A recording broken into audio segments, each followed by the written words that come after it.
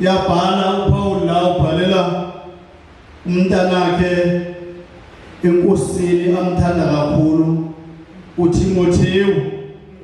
So bazalwane uthi munye uNkulunkulu munye kuphela, amukho omunye. Ngayixakisa le ndaba ufuna ukuthi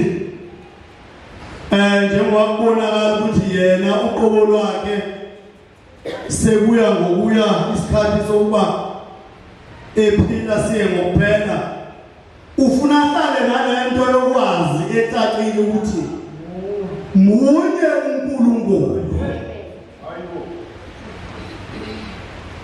Bazalwane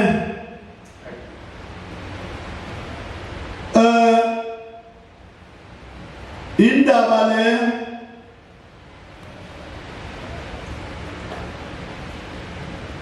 abeyibhala xoxa nje ekhuluma naye kule ncwadi yakhe abembhalela yona, uke wayithinta noMose kubantwana bakwa-Israyeli lapha kuDuteronomy 6 uverse 4 wathi yizwa Israyeli uJehova uNkulunkulu wethu uJehova munye. Amen. Yizwa Israyeli uJehova uNkulunkulu wethu uJehova munye. So bazalwane naye lawo wayenikeza ukuthi baqonde ukuthi uJehova uNkulunkulu wethu munye. Asikwazi ukuhamba sithatha noma yini senza noma kanjani sifanekisa lonkulu munye. Waqonda uMose la ukuthi bahambe bedabula izindawo befike ezizweni, befike izizwe zikhonza izinto zazo, zikhonza onkulunkulu babo, baze badideka abantu ukuthi kanti kwenzekalani thina, ubani lo wasikhipha eGibhithe kani. Yizwa Israyeli Jehova uNkulunkulu wethu uJehova munye. Sosho njalo bazalwane ekseni noma ngabe ubhekana nani, noma ngabe uhlangabezana nani, noma ngabe kubuhlungu kangakanani, noma ngabe bakuyala ngani, munye uNkulunkulu.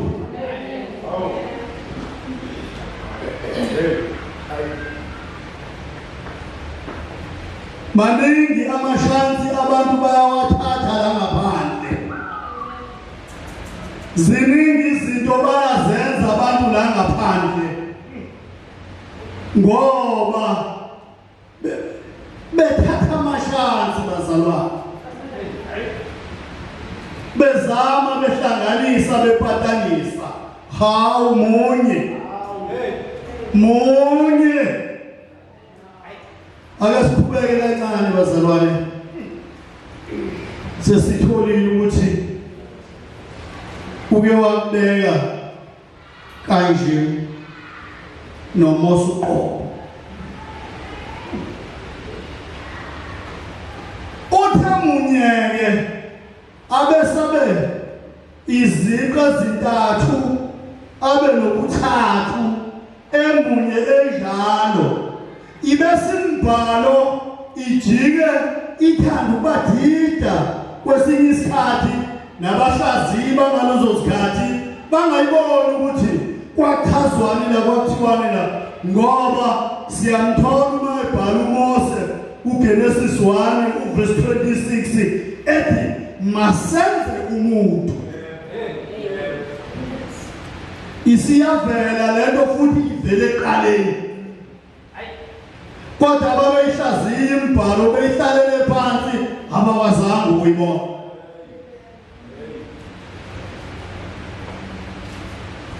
Iyasala nje imfihlakalo injalo kubona ingambulekanga ukuthi masenze abantu ngomfanekiso wethu. Wathe munye basebe babaningi kangaka uze kuzintathu bangcwele, kodwa ebe emunye. uyena yedwa onjalo, akekho umuntu onjalo, akasoze futhi abakhona. Nabo uNkulunkulu akusoze kwenzeka. Yilapho befike vele khona umsindo omkhulu-ke manje, bese kube khona uxabana nokungezwani nokungaboni ngasolinye mase kuthiwa uziqu zintathu ngoba kufike kuvela uJesu, avela umoya oyingcwele. Amen. Bese iqaleke manje inkinga ebantwini abangamfuni uJesu, ebantwini abangafuni ukukhonza uNkulunkulu ngokulandela uJesu, ukuvuma uJesu. Iqale inkinga bazalwane, iqalwa ngesekuthiwa uziqu zintathu, bajike abantu baphikeke lapho benze konke, uthola ukuthi hayi abayizwisisi kahle leyo, bathi thina sikhonza uNkulunkulu munye unendodana yakhe uJesu. Mawumkhonza uNkulunkulu usuqala indodana. Bathi yini le ndodana uma ebhala uphawu uthi umlamli phakathi kwaNkulunkulu nabantu. Umlamleli le ndodana phakathi kwaNkulunkulu nabantu. Shothi sikhona izinto kumele ukuthi zilungiswe, kukhona okufanele ukuthi kwenzeke, kodwa umuntu akanavele agulukudele aqondena ngo udlula lapha kumlamleli. Uyamazi yini umlamleli? Uvumile yini umlamleli ukuthi uyamazi? Ungadlulanga kumlamleli owumuntu uKristu Jesu, indaba ayikapheleli. Ungadlulanga kumlamleli imediator exhumanisayo, efacilitateayo, inikeza communication okuyiyona egcwele ukuthi nango sibanibani usemvumile ngomlomo wakhe, indaba yakho ayikapheleli. Vuma uJesu wazane naye. Bazalwane, bake bakhona abalamleli abake bazanywa ngaphambili bezama ukuthi hayi mhlambe sithathe nje uAbrahama ubhujiswa iSodoma neGomora, uGenesis 18 uverse 2 kuya ku32. Sefikile lapho ukuthi hayi uyaliphuphisa iSodoma neGomora, izono zabo zinkulu. So waba umlamleli uAbrahama zangazathule, wathi manje khona aba u50 abakholwayo abalungileyo, uyawubhubhisa na? Kodwa hayi ngekubhubhisa. Ukuzubona ukuthi ukulunga ngokukholwa lokhu uNkulunkulu umuntu umthanda kangakanani, usuka kude kangakanani naye, uphanda kangakanani nawe uqobo kulesi sikhathi samanje sihlobo, ukuthi usithanda kangakanani. Wamnika ithuba sesithathile isinqumo sokuthi ngiyolibhubhisa manje, kodwa wamnika ithuba wamlalela. Ashathi Nkosi, sengiqalile uma kuwukuthi khona ba 45 eloke ibekile indaba yakhe encenga ehla ngo5 ehle ngo10 waze wafika ku10 ugcina. Amen bazalwane.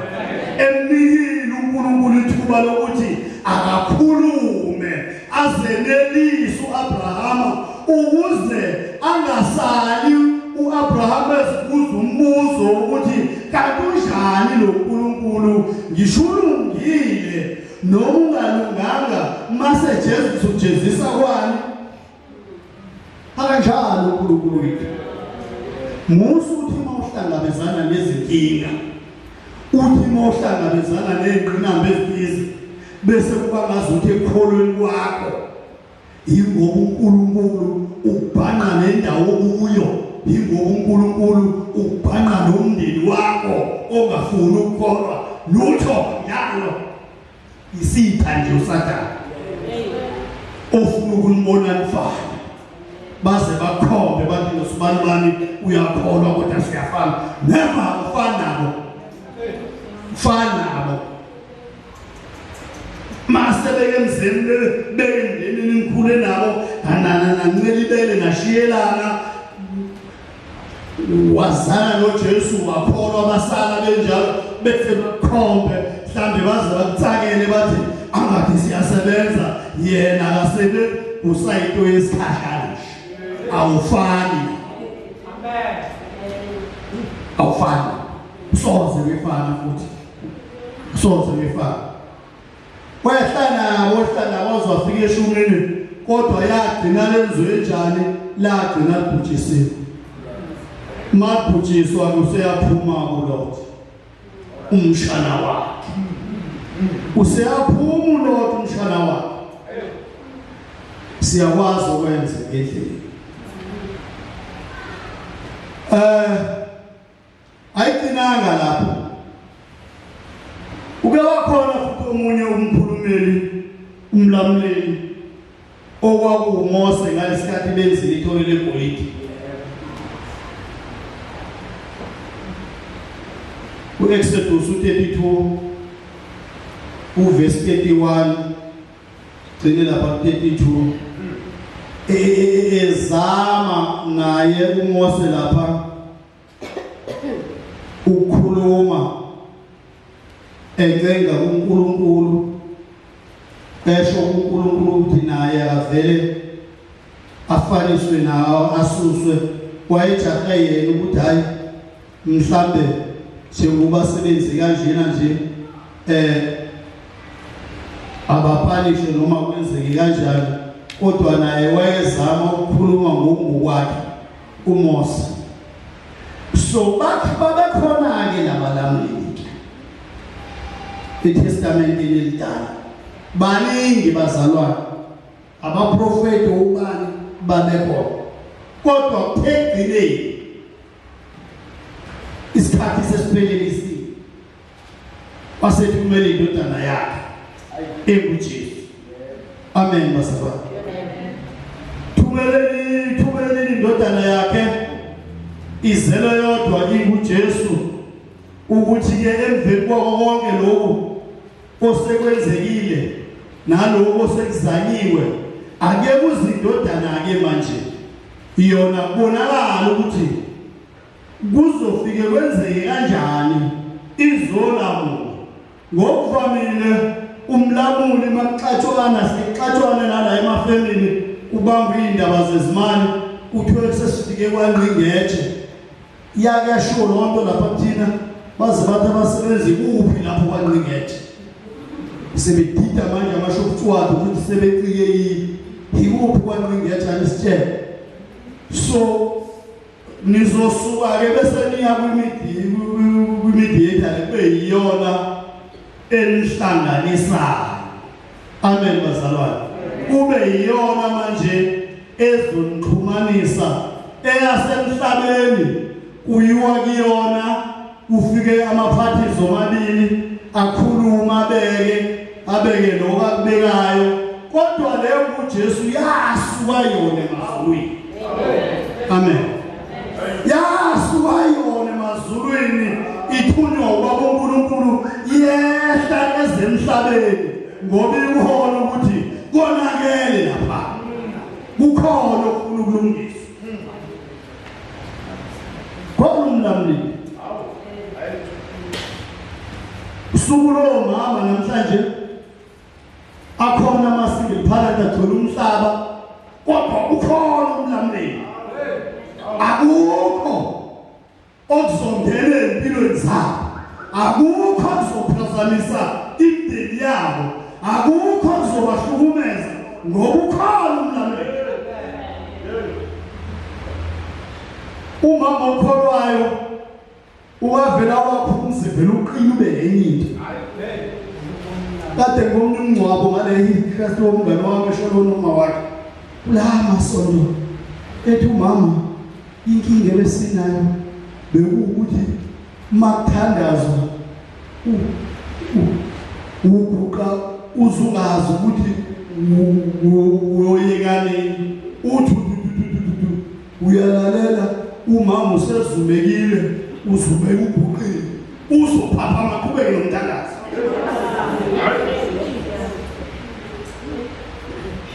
Uzophapha maqhubeke nomthandazo.